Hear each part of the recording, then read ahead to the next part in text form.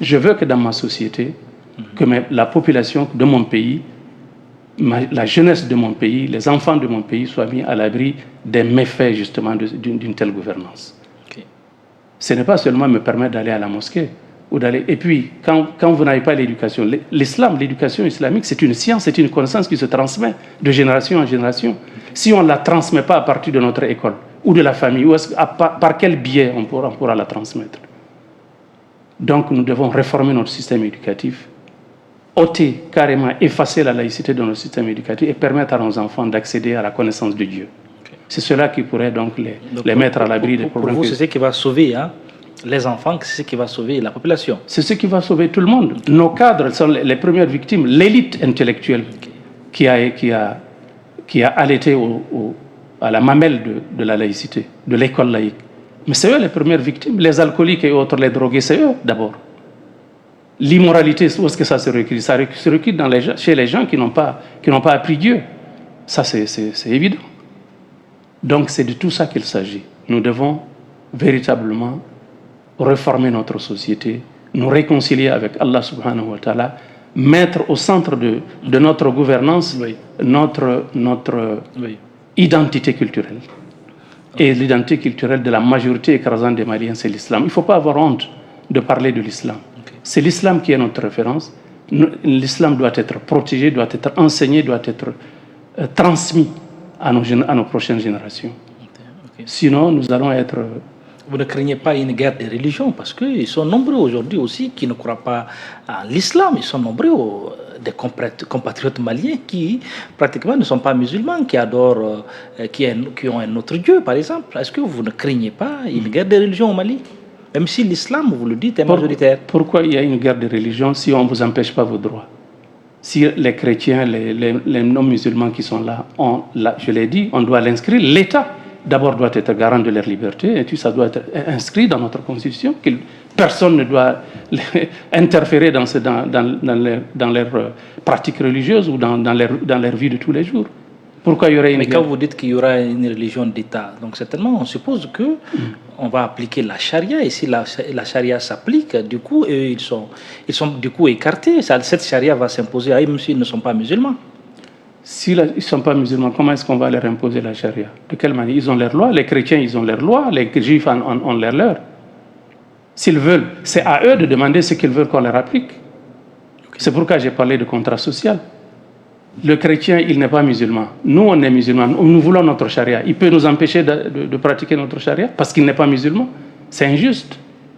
Il doit dire, donnez-moi ce que je veux. Moi, voilà ce que je veux. Si on le refuse, il peut se plaindre.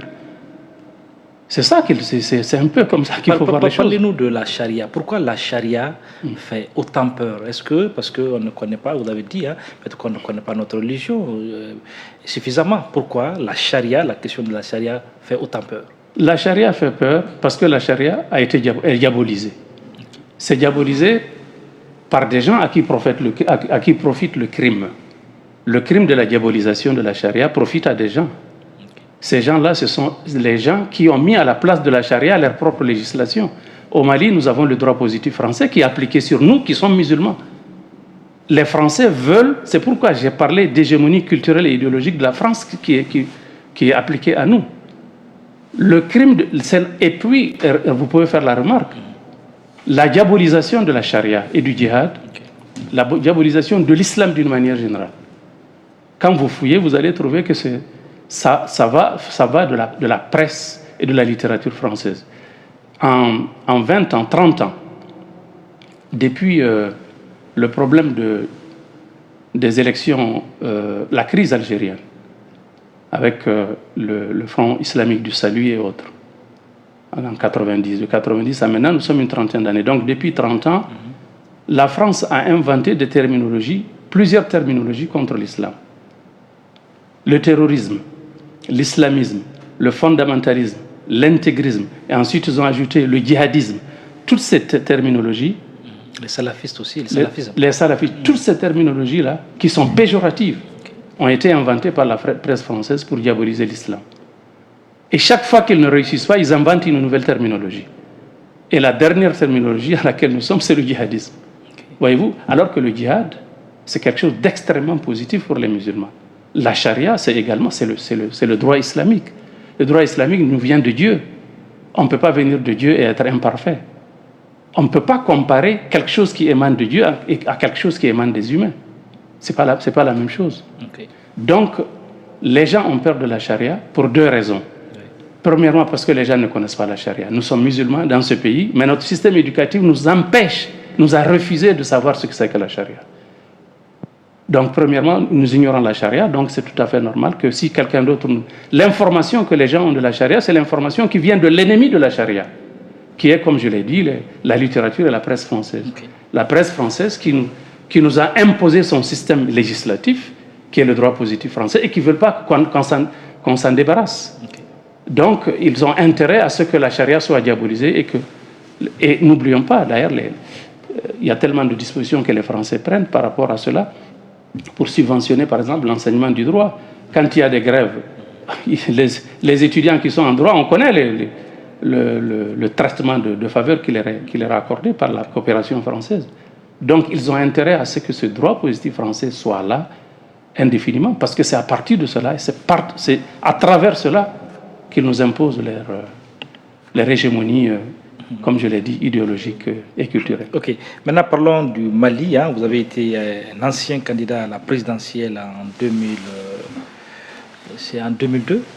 2002, ancien candidat à la présidentielle. Aujourd'hui, le Mali est en crise. Une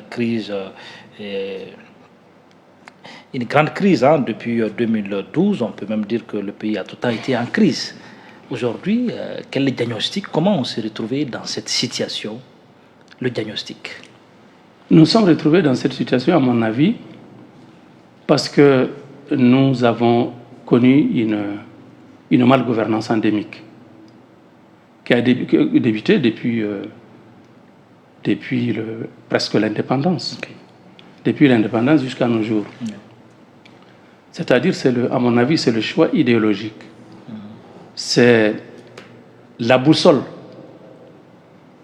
de notre développement, de notre émergence qui nous a manqué depuis l'indépendance. Le Mali a passé tour à tour par un régime socialiste. Et vous savez que le régime socialiste n'est pas du tout conforme à nos valeurs. C'est la raison pour laquelle 8 ans après, ce régime s'est effondré, il a échoué. Ce régime a été remplacé par une dictature militaire qui pendant 23 années, également a tenu le pays dans une gestion à vue, c'est-à-dire de l'improvisation. Il n'y a pas de vision, parce qu'il n'y a pas de boussole, il n'y a pas d'option idéologique, qui a également échoué. Ensuite, ce qu'on a appelé le mouvement démocratique a pris la place. Et ce mouvement démocratique, en fait, à mon avis, il n'en était pas un. Ce n'était pas un mouvement démocratique en réalité, c'était juste pour remplacer. Parce que ce mouvement, c'est un mouvement néolibéral, d'abord, qui est venu avec des recettes qui ne nous convenaient pas. Et on a vu la prédation, on a vu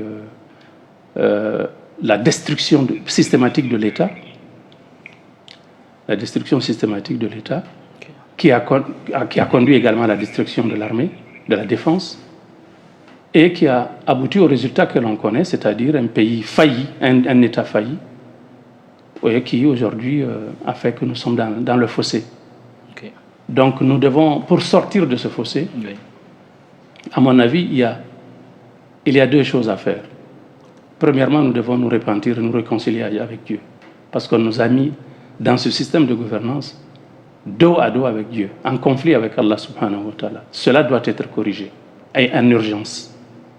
Deuxième chose, nous devrions évidemment réformer tout notre système, y compris le système éducatif, parce que le système éducatif a échoué, n'a pas réussi à produire des dirigeants qui ont la compétence, le sens de la responsabilité et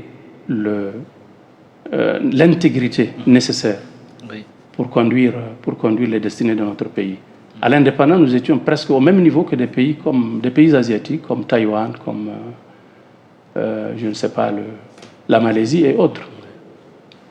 Les grands dragons de l'Asie. Aujourd'hui, c'est la Corée. On voit la différence. Ces gens-là sont revenus à leur à leur identité culturelle, à leurs valeurs d'origine, dont je parle justement ici. Quand nous parlons de valeurs au Mali, on est obligé de parler de l'islam, que l'on le veuille ou pas. Ces gens-là, c'est le taoïsme, c'est le bouddhisme, etc. Ils sont revenus à leurs valeurs traditionnelles. Ils ont puisé dans ces valeurs-là pour se développer et pour se hisser au rang des pays qu'on respecte. Donc nous avons besoin de nous réformer idéologiquement, culturellement, pour que nous puissions mettre les gens qu'il faut. Nous devons susciter l'émergence d'une nouvelle race de responsables politiques parmi les hommes et les femmes de ce pays-là. Et ils sont là-bas, ils existent. Il faut les chercher et pour que nous ayons les gens qu'il faut à la place qu'il faut. Mais cela ne peut pas se faire si nous ne nous adossons pas à Dieu. Ça, j'en suis à 100% persuadé.